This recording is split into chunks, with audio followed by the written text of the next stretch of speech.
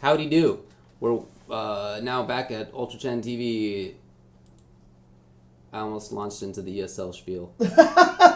Coming to you live from the Burbank Studios. Coming to you live from the Burbank Studios. It's Okay. King of the Hill. One thing I wanted to mention about the Street Fighter V patch, I forgot to talk about the most important update to that patch, which was that the boxes in Guile's background now break. Oh, yeah?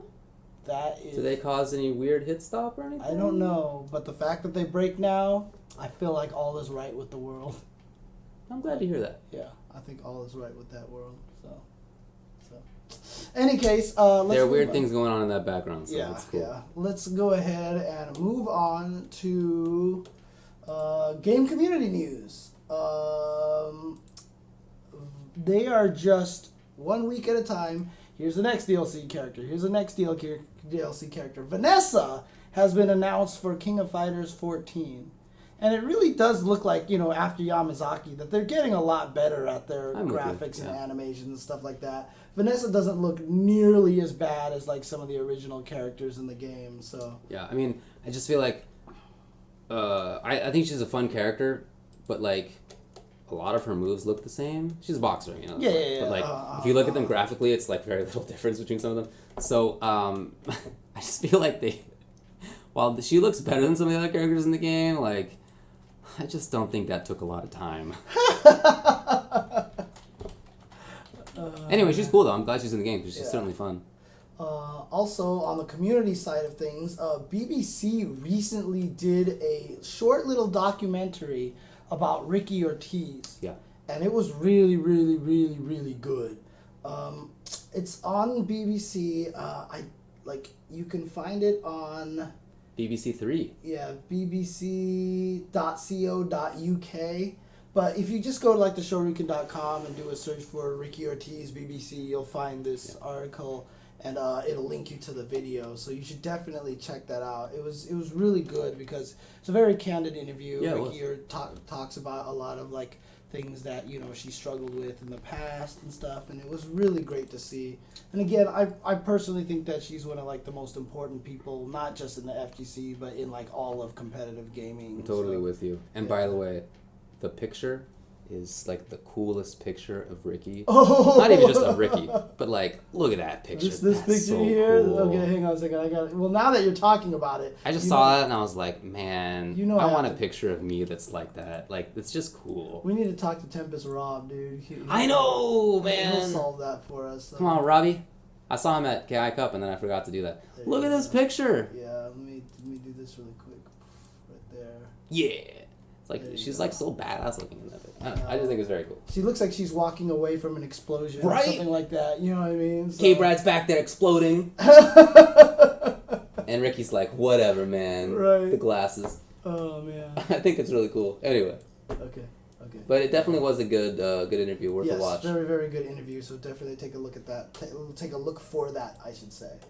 Evil Geniuses has recently signed a new player. They signed a new Smash 4 player. This is their first Smash 4 player. Of course, they've had PPMD for Melee before.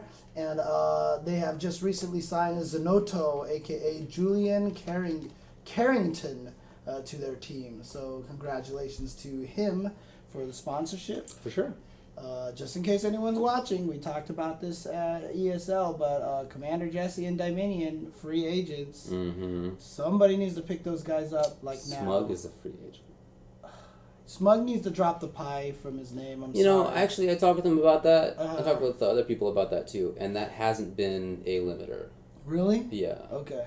He's big enough that people are probably know. So for some of these guys, when they're free agents, it's not that no teams are approaching them; it's that they're holding out. Yeah, which makes is good. sense. I'm glad. Which makes sense. You don't want to jump on the first thing you find. That's not when it comes to business. Often not a good idea.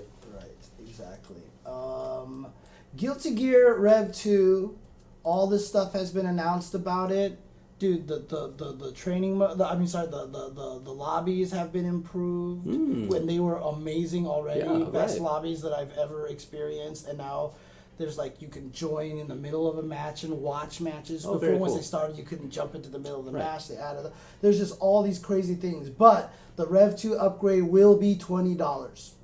will be $20. So if you own Rev 1, it's just $20 to upgrade to the new game. They do good work. Yeah, and I think that there's going to be some user interface changes. That like here, let me just get you in here so you can see these as I scroll through them here.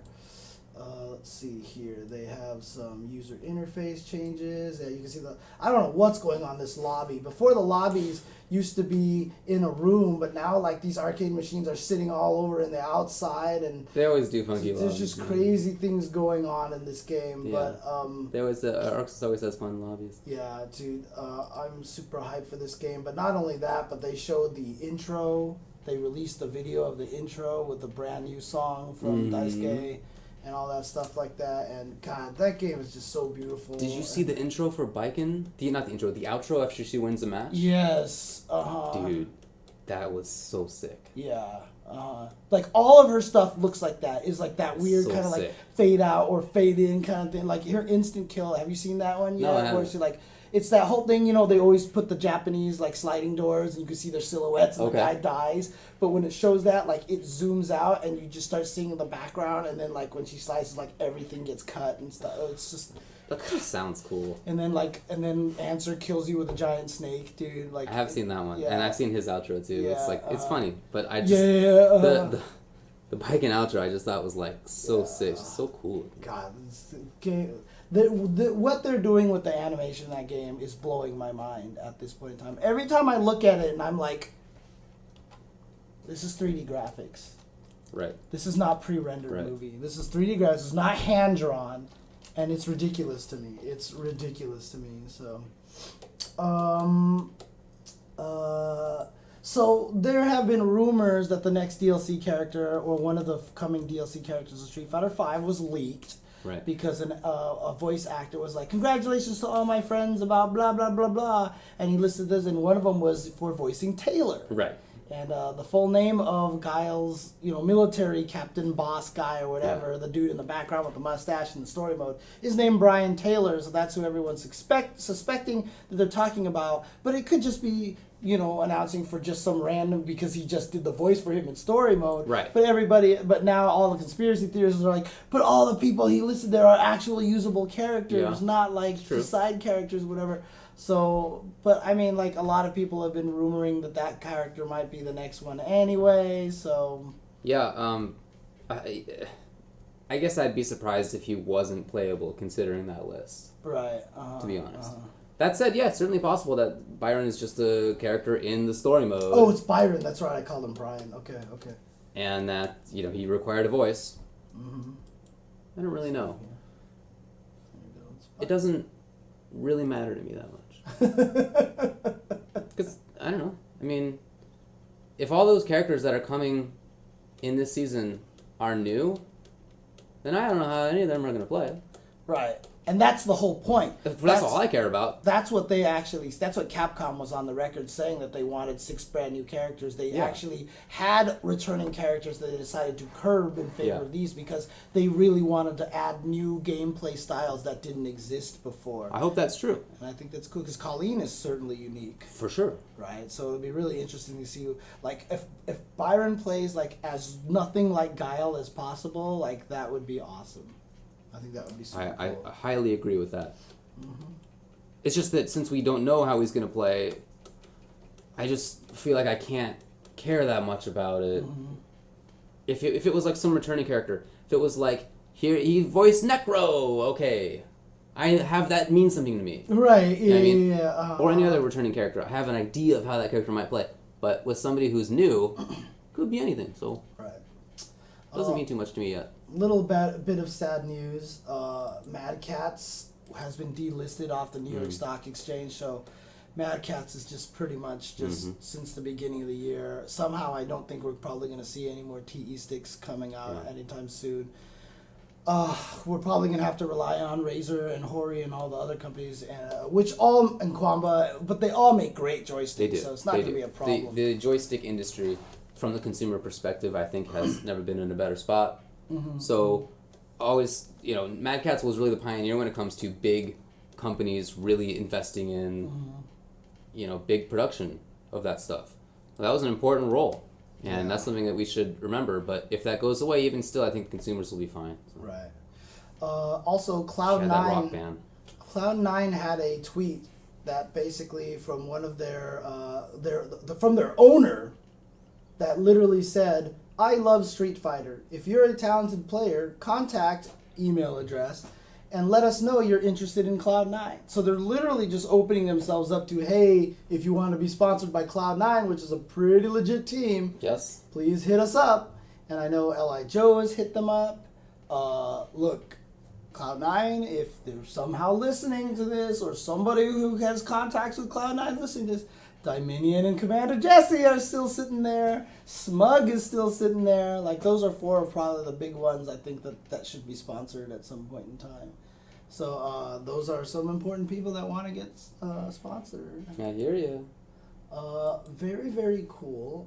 In the same announcement where they announced all the Rev 2 stuff, they also announced that they are putting together a $10,000 pop bonus for both Guilty Gear and Blaze Blue at EVO. Oh, cool. So they are adding $10,000 to each game, $20,000 total to Blaze Blue and to Guilty Gear on top of the standard entry fee winnings. That's very cool. Yes, very, very, very cool. I'm super happy about that. So let's go Guilty Gear, let's go Blaze Blue. Yeah, for sure. And let's get a bunch of entrants in there too. So do you remember which one was the Sunday game? Was it Blaze Blue? Blaze Blue, yeah. Which in my heart makes me sad, obviously, because I'm the biggest Guilty Gear fan, like one of the biggest Guilty Gear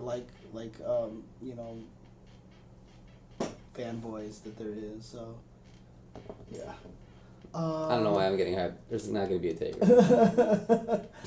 We talked about that already. It'll be cool. I'm glad that's up there. Talked about that. Oh, and then final thing from community, Red Bull, who does really cool things with their sponsored players. We had the cultivation a while ago with Snake Eyes, but for Bonchan, actually, they're doing this video series where he's just basically been hitting the road in Japan and visiting all these different communities and just playing Street Fighter everywhere. So there's this video series basically where he's just been traveling around and doing a whole bunch of stuff there. There's an article on there and you can see some videos here. But again, if you want to check it out, you can go to redbull.com and go look for the article, or you can just look up Bonchan and just look up this title right here, Bonchan on a mission to build the Japanese Street Fighter V community. Cool. And you can read all about that and watch some of the videos and everything like that. Very cool. Okay. So that's all I have for games, community, and event news. The only event news thing that I want to remind people is that, sorry, we're not actually going on break, but I just want to bring up the slides here. Mm-hmm. Texas Showdown's coming up on May 5th from, hang on, let me do something. May 5th to 7th and in Houston, Texas. You can find out all the information at txshowdown.com. You can see it's part of the KI World Cup. They're supported by the Red Bull Proving Grounds. They're part of the Capcom Pro Tour ranking events. Mm-hmm. So a lot of good stuff there. You definitely want to check this out. We will be there. So oh yeah, definitely want to check this out. Looking forward to that. Didn't make it last year, but happy to be back this year because that, as we said before, that tournament has been on the upswing again after many years of being on the very much downswing. Mm-hmm. But man, ever since Javier got back involved, good work. Mm-hmm. Good work. Very excited for that. All right. Strong region. Okay, so do you want to talk about this last topic here, the Smashbox Yeah, sure. stuff? So I can't get into it too in depth for ethical conflicts reasons, but so there's been some stuff with Smashbox. It's over here. I don't know. Smashbox. Anyway. So, the folks who make the Hitbox have created a Smashbox, right? Part of the genesis of that was the idea that people could play even if they couldn't really do the very complex, terrible for your wrist things that are required by playing a GameCube controller carpal tunnels your hands like nobody's business because you're just like this the whole time. Right. So with that in mind, they created Smashbox. They had some people in there to help them out in the design of it and in the testing of it, the play testing of it. One of those guys was Hacks, who of course has had physical issues, which sucks. I mean, I remember identifying with Guy. It's bad news. Certainly, he was at a much higher level than I was, but it sucks if you're at a high level in something and then you can't do it anymore. Feels terrible. I certainly get that. So he was in there, and unfortunately, after that happened, there was a falling out, and that is kind of coming to light. You know, there have been some chat logs that have been shown, some sort of texting back and forth that has been shown, and some stories written about this lately, in which, you know, Hax is doing a competing thing. Right. He just basically The tested box. their product and then is coming out with his own version of Basically, it. that is basically what happened. It's just a really unfortunate thing, you know. The Especially hitbox, because the Smashbox, they started their Kickstarter. yeah, they got a Kickstarter, which got downvoted very badly on the YouTube channel, in part because, you know, there's the whole scene thing, right? The hitbox guys are not like native Smash folks. They're as FGC as it gets, but like haven't really been involved in that. Whereas obviously Hax is like born and bred. So that's been a big thing in the row between the two parties, is that Hax is in a position where he can have a lot of fans behind him, folks in the tournament community, organizing community, that can sort of help things out for him in a way that the hitbox guys don't get. So it's very unfortunate that that has come up. It's a interesting kind of look at the differences between the two communities, right? We talk about this sometimes, how FGC in general and Smash are not entirely contiguous and happy with each other, right? So this is you know, you can really see it here, because the hitbox guys are like super legit when it comes to the FGC, but can be seen as outsiders from within the Smash perspective. And although I'm not sure that that's like entirely accurate, that has been a big characterization of what's gone on. So it's just one of those things that like makes me consider how the two scenes kind of mesh. It's not perfect, man. The other thing too is it really exemplifies the general natures of the scenes. The FGC, traditional FGC, is very much community focused, right? And they're very much, everyone's kind of on an equal footing. But the Smash community is still very much admiration for the top players, the special players. So in this particular case, Hax can easily come out and just be like, these guys are evil, believe me. Right. And that's the end. And yeah, I think that a lot of that has happened. Yeah. And by the way, absolutely correct. Boy, that yellow is hard on my eyes. A character says that Smash isn't even contiguous. Many of the players hate Smash 4 players. Right. Yeah, I mean, okay, that's I think a fair point. But certainly from the perspective of the larger FGC, the Smash scenes, maybe pluralize it. There haven't been, you know, the perfect marriage in there. Right. I really am sad for the hitbox guys for how this has turned out so far. As you said, it's, I think, easy for people in the Smash scene to sort of cultivate fandom in a way that it's not easy to get in the rest of the FGC unless you're somebody crazy like Daigo. Like there's very few examples of that. I mean, a lot of people are saying it's kind of a really messed up situation, but like I guess when it came to light that Dustin handled it kind of, I mean, they say that he handled it more emotionally than professionally, you know. Yeah, I mean, he's upset. Like that. Yeah, it's like I said, I don't think I can get too much into the details of it, but it definitely sucks, and I encourage people to check it out. Just as, like I said, if no other reason, then it's an interesting perspective on the clashes that can happen in the scene. I'm sure from the perspective of the hitbox guys, it doesn't feel like they're like intruding on something else, because like, hey, I see these Smash guys at tournaments all the time. Like, we're on the same scene, right? I don't know if that's necessarily how Melee and Smash 4 players consider it. Right. So not without that reason. It's an unfortunate situation. I mean, I feel like there was definitely a lot of mistakes that were made, like the fact that, like, again, I don't know the details. Obviously, you haven't told me anything, right? So I mean, it's all out there. right, but like, I guess they didn't get hacks to sign any sort of agreements or anything like that, NDAs or anything like that. So it's going to be a touchy situation, and so it's probably going to be rough. And it's unfortunate that something like this has to happen. And then like you said, they downloaded his video and everything, and like the Kickstarter's probably getting messed up now. It's probably not getting support. And I've heard some people talking about how the Smashbox maybe is not the most ergonomic idea anyway. I think part of why they had hacks in there was to have the perspective of somebody who was a strong player in that game. Mm-hmm. Test it out. Give us some feedback on like what you would like to see. Sure enough, he did provide some of that. Right, especially since he's a person with the carpal tunnel, so it's especially important to him. For sure. Right. For sure.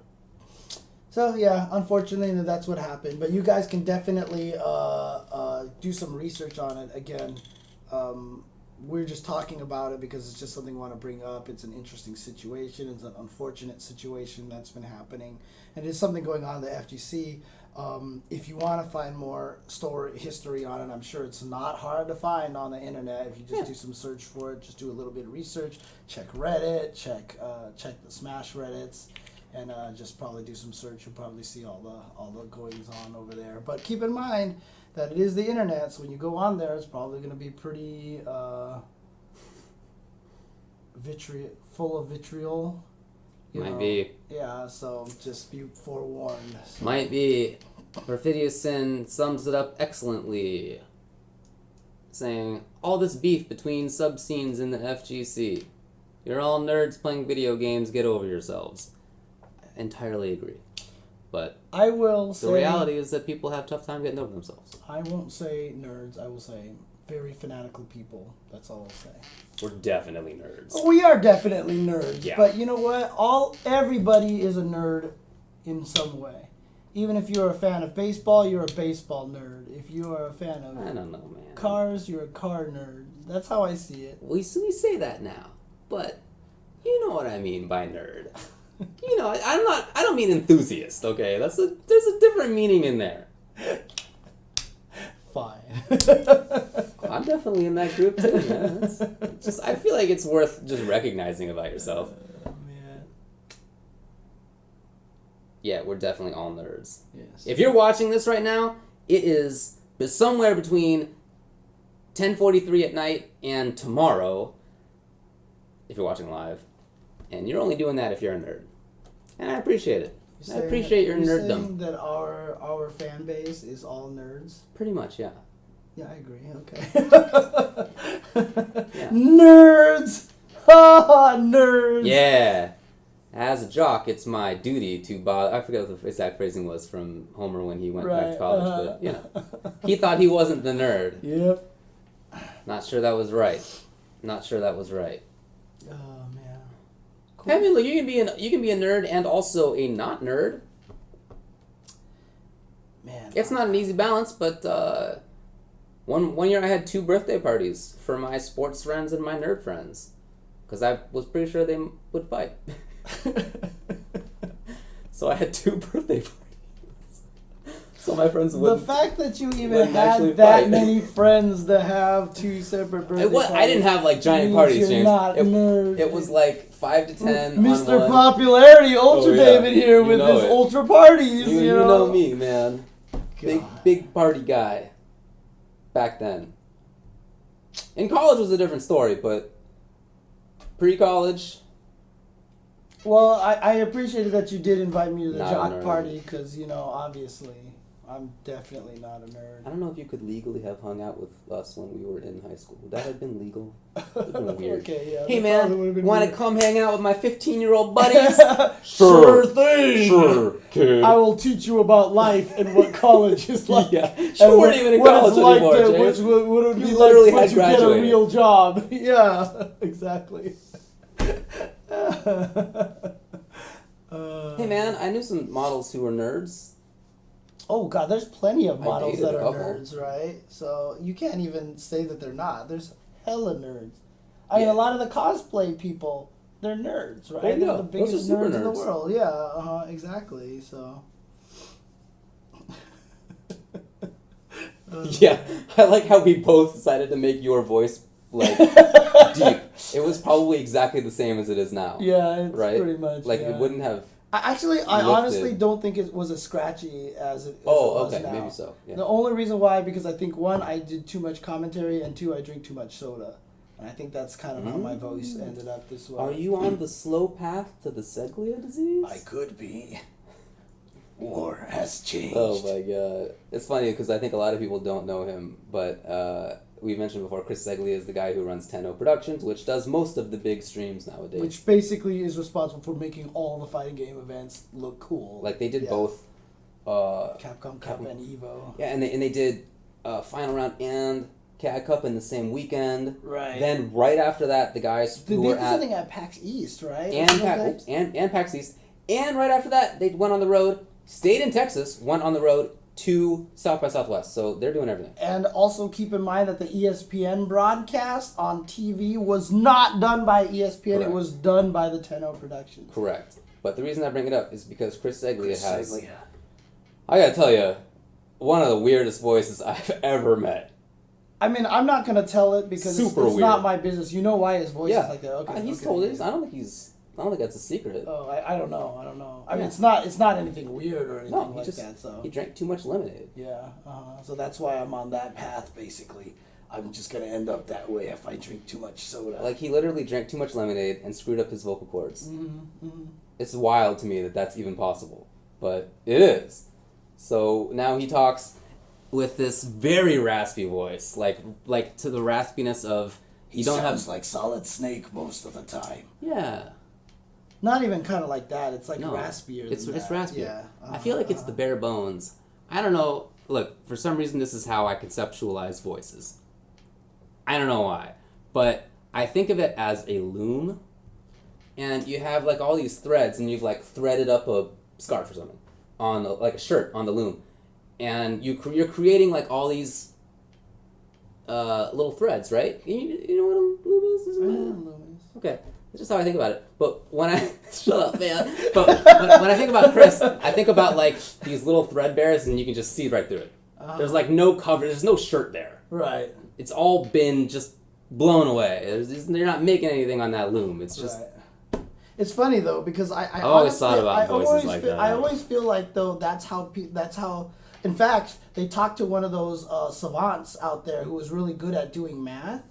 And they asked him how it works, and every time you give him a number, that number has a shape in its head. I've read about this guy. Yeah, and he has a different number, so when he adds numbers together, the shapes merge together and they form something else, and he recognizes the numbers by the shapes. And they tested him by giving him a bunch of random numbers, and then like week later, they asked him the same thing, and sure enough, all the shapes that he drew were the same and everything. Really weird. Very, very interesting. Really yeah, no, he had to model it physically. It was like clay or something. With clay, and he yeah. Very, very interesting. Yeah. Brains are super weird. And there is something else that I do something like that with. I think it's like voices. But like voices don't create a physical thing. Voices create an emotional resonance in like how I hear them, which is why I'm really good at recognizing people through their voices, as opposed to anything else. Like, there are just times that we'll just be watching something and I'm like, that's this person. And my brother's like, what the hell? Like, how could you tell that was them? And sure enough, it was them. You're a pro at that, huh? Yeah, I'm actually really good at recognizing voices. That's why I was always been fascinated with, like, who does cartoon voices and stuff like that. And so, because it's really interesting to find out who does the voices, like, multiple things and such, so. Words look like things to me. That is to say, that's hard to explain, I suppose. But if I draw the word apple, it's like it doesn't just represent apple. It's like it looks like a thing. Do you get that? You know what I mean? Not in the way that this guy was like creating a shape, but like the letters. I don't know, man. They look like something, and nothing else looks like that. And so whenever I think of a word, there's like some kind of shape involved. Some kind of it looks like something. Right. And so the words that I hate the most, here's the word I hate the most. This is very weird. Moist? We're really getting into the weird stuff now. No, it's torrid. Torrid? Yeah, because horrid looks like something to me. Horrible looks like, it's like a thing that I'm seeing when I look at those words. And then I look at torrid, and the ORRID looks like the same, right? but it means a very different thing. Tor doesn't mean anything like Does what it Tor look like means. a turd or? No, dude. The O has a face. That's weird. Yeah. But it doesn't mean the same thing, so it bothers me that it looks like something and it's not that thing. And like when I see it, I'm like bothered. It shouldn't look like that, man. I mean, like, so it's interesting because we're talking about this, and like, for me, words kind of are like this, like they're oral to me, which makes sense, right? I hear them, but this is where the puns come from. I can't hear words without it just like repeating in my head or like just morphing into weird things or like finding things that they're related to or what they sound like. Like, honestly, I don't make up puns to be a jerk or to be mean or make people upset or whatever like that. Dude, I was at a party just recently, right? And like, I only knew like... Cool guy James. I only knew like 2 or 3 people there, right? And so we're all sitting around. I meet all these guys for the first time. Someone said something, and I just had this pun, and I wanted to let it out, but I was like, none of these people know me. I can't do this, or they're gonna kick me out of the house. Yeah. But like, this is what I mean. I can't help it. Like, it's just there. I can't do anything about it, which is why when everyone's always like, do you write your puns beforehand? Yeah. I mean, dude, like, I can't help it. That's how my brain works. So there's just this weird, like, puzzle thing with words, right? That's why I also know everybody's cars via their license plate, because I memorize all the 3 letters on everybody's car. Whoa. Because I get stuck on that. I used to do a driving game, to pass the time. I would look at the letters and try to make the shortest word I could with those letters in that order. That sounds kind of cool. Yeah, so I would just, like, it's weird. Like, words have always been fascinating to me. It's just something that I've always, like, kind of mold and stuff like that. And yet I did poorly in my English SATs, but who knows. Somebody asked what the word cromulent looks like to me, and it doesn't look like anything. Cromulent looks like the teacher who said it in The Simpsons. Oh, that makes sense, I guess. Yeah. But like in the same sense as other words look like things to me, it doesn't, because it doesn't really have a meaning. Like there has to be a meaning for me to see something in it. People are calling us weird. You guys are weird. You're weird. You're weird, nerds. You know what I was thinking about the other day? You know how cats purr, right? They're constantly making a noise. Mm-hmm. But it's like, they just keep it up. Mm-hmm. I was thinking, what if a human did that? How would it sound? What would a human do? Probably sound a lot like Seglia talking. I think that it would be a human just going, yup, yup.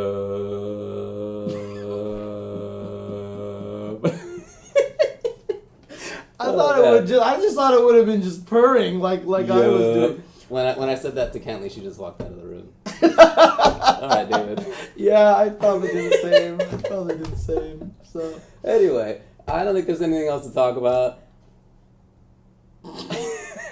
You're describing Arturo. That's about it.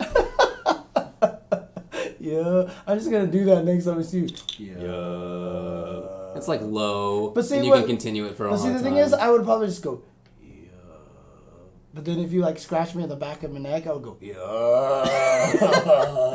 when cats purr, you notice how they're breathing in too. It's like they're breathing out and in while so it's just a noise that they make while they're doing both. I don't know if I can do that really as a person. Like it sounds super weird.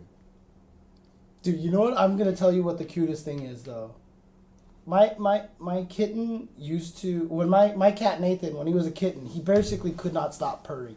He was purring 100% of the time. Awesome. Right? So the cutest thing was when he was sleeping on my lap, he was lying on my lap, and you could just hear him purring, and the purr goes,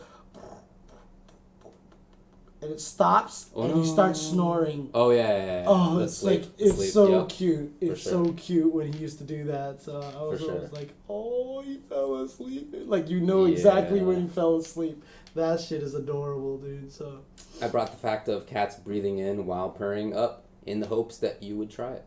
But you didn't. I thought that would be funny if I could convince you to do the yup. Breathe at this, yup and yup breathe. While trying to breathe in. It didn't happen. It's alright, you don't have to do it.